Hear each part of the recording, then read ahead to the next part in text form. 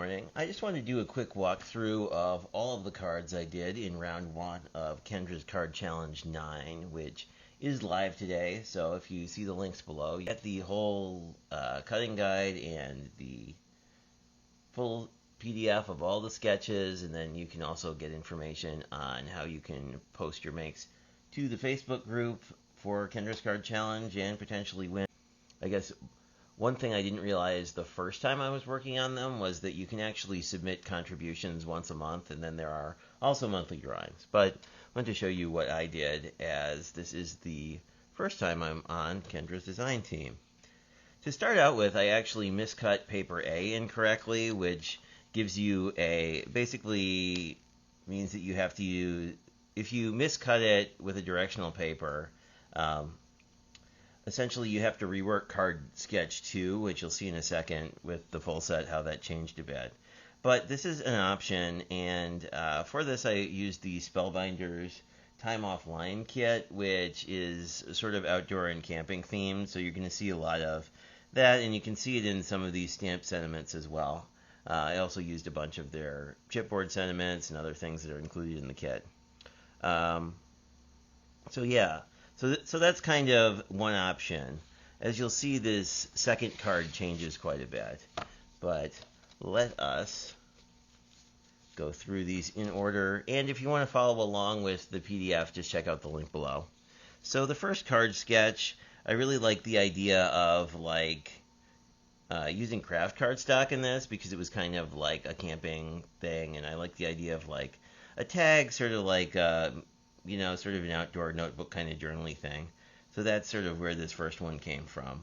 The neat thing about these is these sentiments are kind of generic, so they kind of turn into any occasion cards. But of course, I leave all mine blank, and I am donating this whole set. But you could certainly stamp a more specific sentiment on the inside if you so choose. So that is sketch number 1. Sketch number 2. Again, I'm sticking with this sort of tag idea. I really think this is cute. And this is the non-directional paper A I picked, which is nice because it basically encompasses all the colors within the sort of kit colorway. You know, you have your teals and your sort of deeper turquoise and orange and pink and all that. So it's a very blue-green kind of color palette, which you'll see a lot. I also like bringing through a lot of these tags. These are actually standard Michaels tags that I just cut down and corner rounded, so that's an option too. I found that they were really versatile to cut up and make other things. This is the full-size tag, but it's about a 4-inch long tag, so it would have been, about here. I think the dimensions on them are 2.5 by 4.5. As you can see, this is the same tag that then I wound up recutting this angle. Anyway, that is that one. I don't know that there's a tremendous amount to say. This one actually turned into one of my favorites.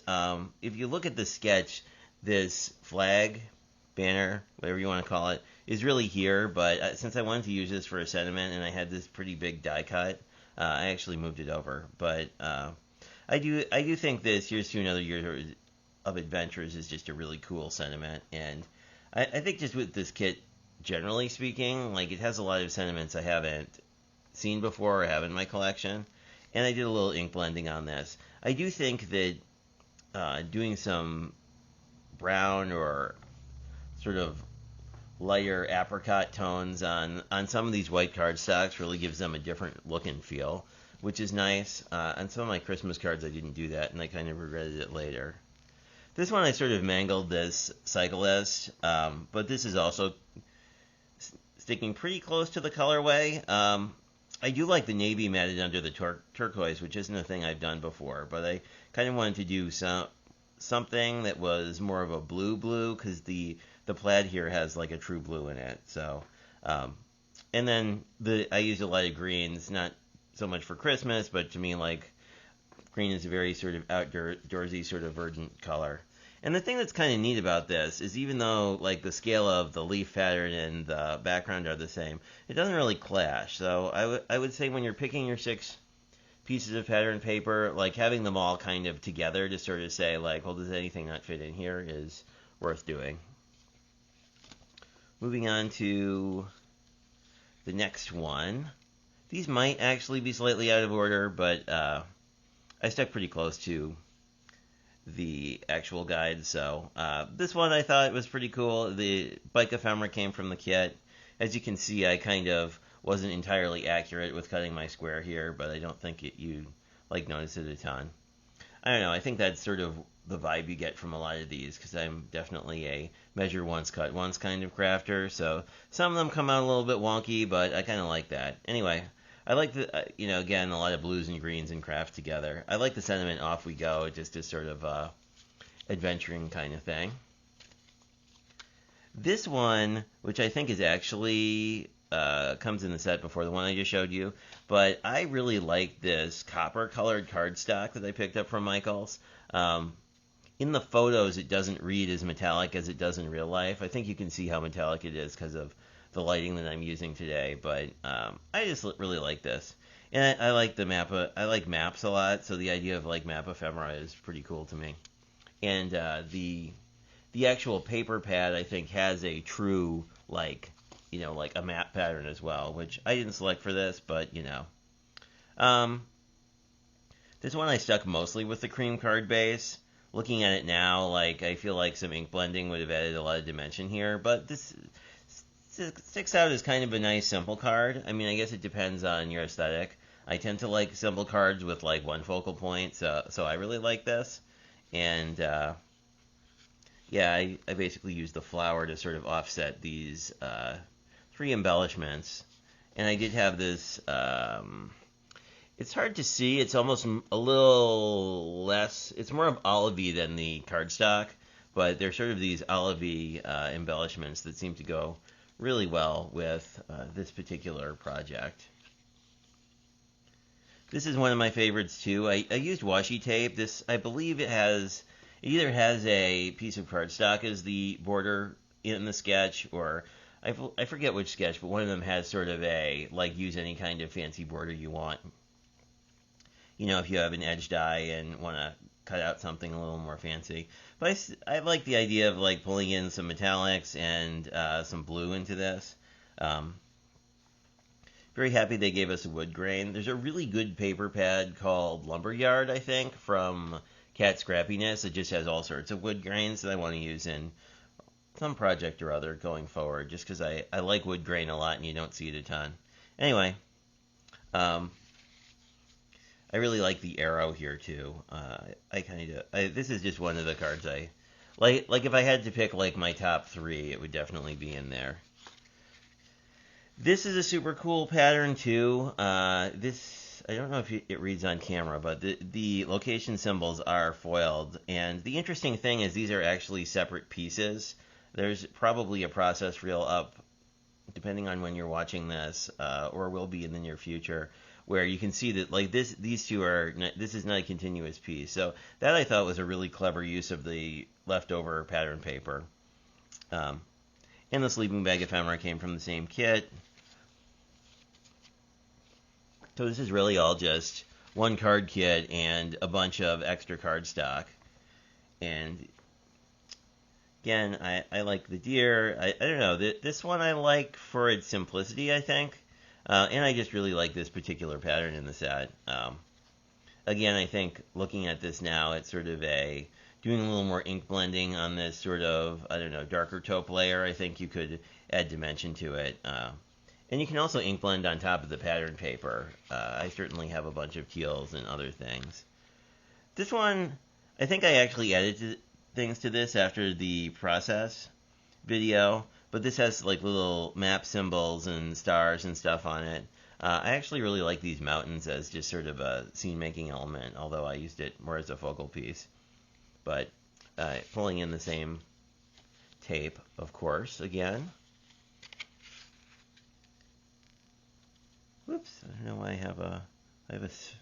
have a spare piece of ephemera, but yeah, I really like this one. I think is pretty cool. There are a couple picnicking and camping scenes of figures that this is the only one I think I used in this particular set, but it adds a kind of a neat look.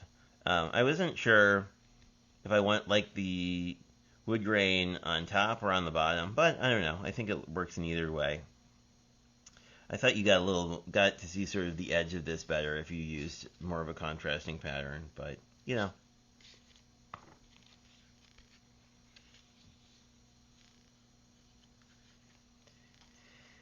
And here we go. This is the another enjoy the journey, which I think is just a great sentiment. I'm happy that I have this in stamp form, and I have a bunch of leftover stuff, as is pretty common with most of the Spellbinders kits. And yeah, use canoeing again. It's not in either of these pattern papers, but I liked it because there's. Let me grab one here quick, where you can see it. Like this pattern has a bunch of kayakers, so I thought that with the ephemera worked out really well. And again, I think this location pattern is probably my favorite. So these are the final two. These are the only sort of diagonal cuts you have to do in the cutting, which is neat. In Kendra's Card Challenge 8, there was a lot of radial cutting, which I always find is a little tricky because I like to mark the back of the pattern paper, but you have to be careful because the tendency is to just copy the sketch and then everything's reversed. Which, if you look carefully at some of my KCC 8 holiday series, like you can see that basically all the radial patterns are cut in reverse as compared to the sketches. But anyway, this Go Wild sentiment I liked. I actually like the pink with sort of this olive green quite a bit. I don't know. It's kind of interesting. There's a lot of not usual color combinations in these cards, but I really think that they work pretty nicely. And then this is the last one. I really just like this as a sentiment, and this is a good card to just sort of show off a big focal piece because it's, you know, a lot simpler than, say, like if you look at the first one, right, where you have a lot more going on. I guess the other thing I'll mention, so that was my full set. These are all being donated to a charity, and once that happens, I will post some links to that if you guys are interested in looking at that.